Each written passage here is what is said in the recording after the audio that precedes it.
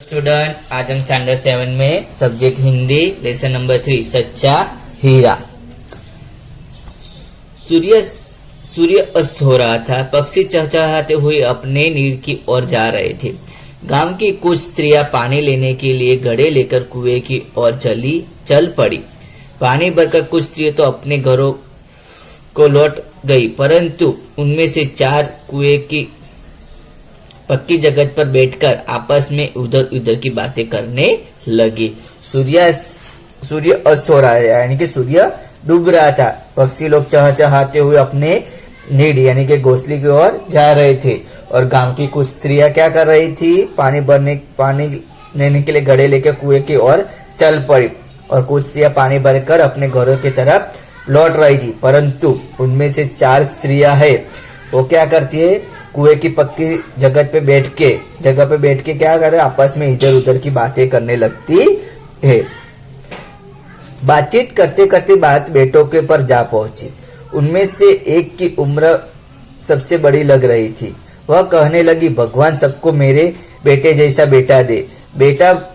मेरा बेटा लाखों में एक है। उसका कंठ बहुत मधुर है, वह बहुत अच्छा गाता है। उसके गीत को सुनकर कोयल और मैना भी चुप हो जाती है। लोग बड़े चाव से उसका गीत सुनते हैं।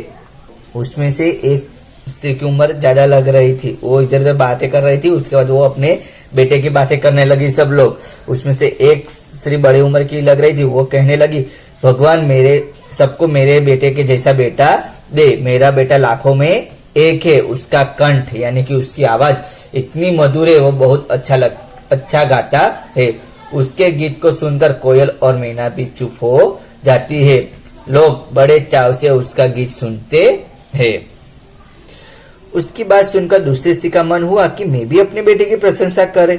उसने पहली स्त्री से कहा, मेरा बेटा की बराबरी कोई नहीं कर सकता। वह बहुत ही शक्तिशाली और बहादुर है। वह बड़े बड़े बहादुर को भी पछाड़ देता है। वह आधुनिक युग का भीम है। कि पहली स्त्री की बात सुनकर दूसरी स्त्री के मन में भी हुआ कि मैं भी अपने बेटे की प्रशंसा करूं, और वो पहली स्त्री से कहती है कि मेरा बेटे की बराबरी कोई नहीं कर सकता है। मेरा बेटा बहुत ही शक्तिशाली और बहादुर है। बड़े बड़े बहादुरों को भी वो पछाड़ देता है। वो आधुनिक युग का भीम है, बहुत शक्तिशाली है। यह सुनकर तीसरी औरत भला कैसे चुप रहती? वह बोल उठी, मेरा बेटा साक्षात बृहस्पति का अवतार है।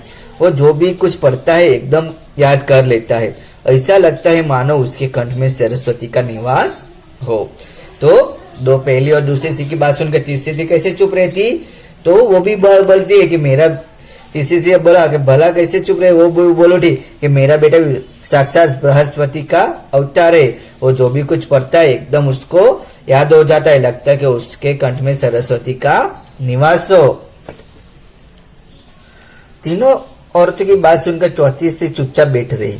उसने अपने बेटे के बारे में कुछ न कहा। पहली ने उसे टोकते हुए कहा, क्यों बहन, तुम क्यों चुप हो?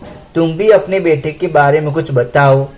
अभी तीनों औरतों की बात सुनकर जो चौथी स्त्री वो चुपचाप बैठी हुई थी। वो अपने बेटे के बारे में कुछ न कहा। तो पहली स्त्री उसे टोकती और कहती है कि बहन, तुम भी अपने बेटे के बारे में कुछ बताओ। अब तुम क्यों कुछ नहीं बोल रही हो? चौथी स्त्री ने बड़ी ही सहज भाव से कहा, मेरे अपने बेटे की क्या प्रशंसा करूं? वह ना तो गंधर्व सा गायक है, न भीम सा बलवान, ना बृहस्पति सा बुद्धिमान। चौथी स्त्री बोलती है कि मैं अपने बेटे की प्रशंसा क्या करूं? ना तो मेरा बेटा गंधर्व सा गायक है, न भीम सा बलवान, ना तो बृहस्पति सा बुद्धिमान है।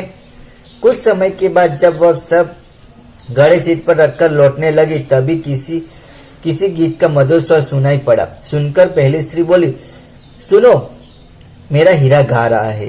तुम लोग ने सुना? उसका कंठ कितना मधुर है। अभी कुछ समय बाद जब वो सब घड़े लेके सिर पर रखकर लौटने लगी, तभी किसी की मधुर गाने की आवाज सुनाई दी। तो पहली स्त्री बोलती है, देखो देखो, मेरा हीरा गा रहा है, कितना मधुर गाना कंठ है उसका, तुम भी सुनो। वह लड़का गीत गाता हुआ उसी रास्ते से निकल गया। उसने अपनी माँ की ओर कोई ध्यान नहीं दिया, और वो लड़का उधर से गीत गाते गाते रास्ते से निकल गया। उसकी माँ की तरफ वो ध्यान भी देता नहीं है। इतने में दूसरी स्त्री का बेटा उधर से आता दिखाई दिया। दूसरी स्त्री ने उसे देखकर गर्व से बोली, देखो, मेरा लाडला बेटा आ रहा है, शक्ति और सामर्थ्य में उसकी बराबरी कौन कर सकता है। उसने में दूसरी स्त्री का लड़का बेटा इधर से आता हुआ दिखता है, तो दूसरी स्त्री कहती है गर्व से कि देखो वो मेरा लाडला बेटा आ रहा है, शक्ति और सामर्थ्य में उसकी बराबरी कोई कर सकेगा नहीं।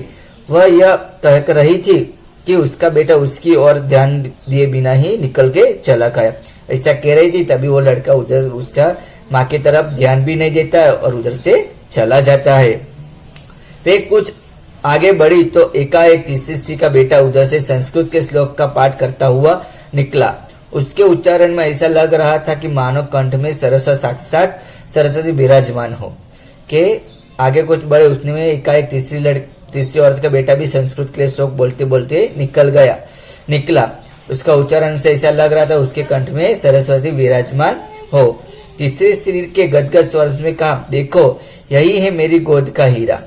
उसमें कौन बृहस्पति का होता नहीं कहेगा, परंतु उसका बेटा भी माँ की ओर देखे बिना आगे बढ़ जाता है। तो उतने में बोलते कि देखो, ये तीसरी स्त्री गदगद होकर बोलती है कि देखो ये मेरी गोद का हीरा है। उसे कौन बृहस्पति का अवतार नहीं मानेगा, परंतु उसका बेटा भी उसकी तरफ देखता नहीं है और चला जाता है। वह अभी थोड़ी ही दूर गया था कि चौथी स्त्री का बेटा अचानक उधर से निकला।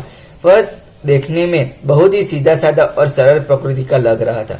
उसे देखकर चौथी स्त्री ने कहा, यह बहन, यही मेरा लाल है। वह अभी थोड़ी ही दूर गया तो चौथी स्त्री का भी लड़का आता है, अचानक आते हुए दिखाई दे रहा है। वह चौथी स्त्री बोलती है, सीधा साधा सरल प्रकृति का लग रहा था। चौथी स्त्री बोलती है कि बहन, यही मेरा लाल है। चौथी स्त्री के उसके बारे में बता रही ही थी कि बेटा पास में आ पहुंचा।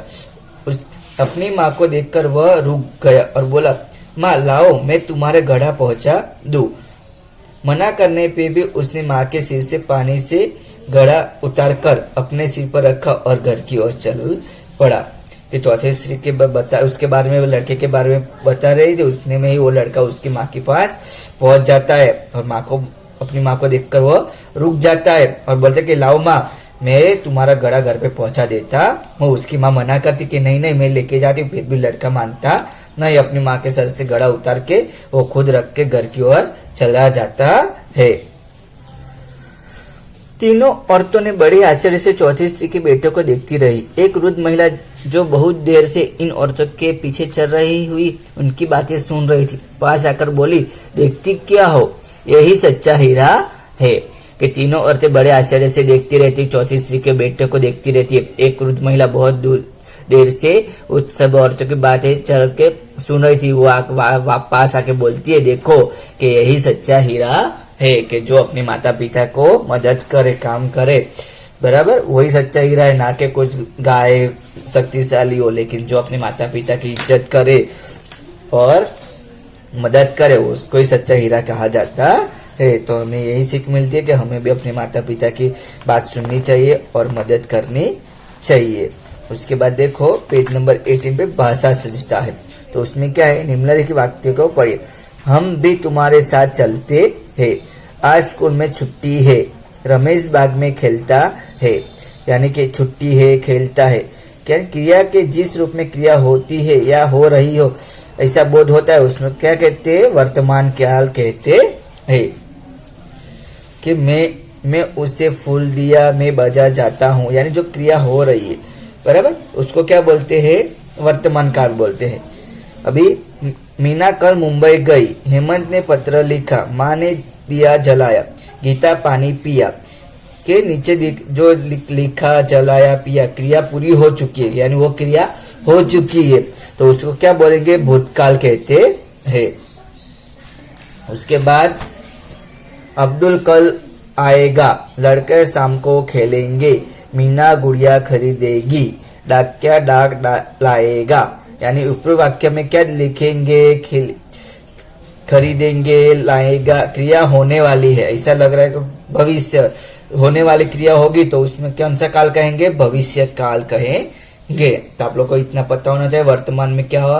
वर्तमान यानी कि अभी जो चल रहा है वो है, भूतकाल यानी कि जो हो चुका है वो, और भविष्य जो होने वाला है। तो आप लोग को सेंटेंस पढ़ के उतना पता होना चाहिए कि वर्तमान कौन सा है, भूतकाल कौन सा है। और थैंक यू।